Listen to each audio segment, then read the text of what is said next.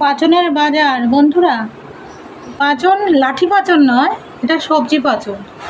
আজকে অনেকের মধ্যেই নিয়ম আছে পাচন খাওয়া।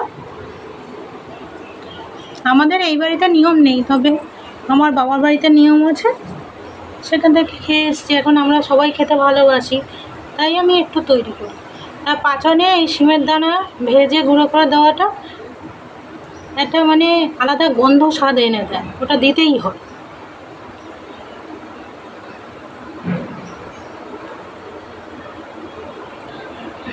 পাচনে তো থোর মূল্য যাবেই।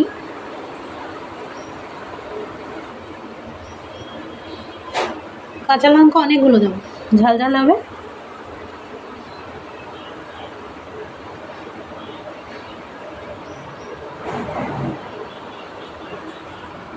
এইগুলো ঢেঁকি শাক, অল্প কটা পেয়েছি।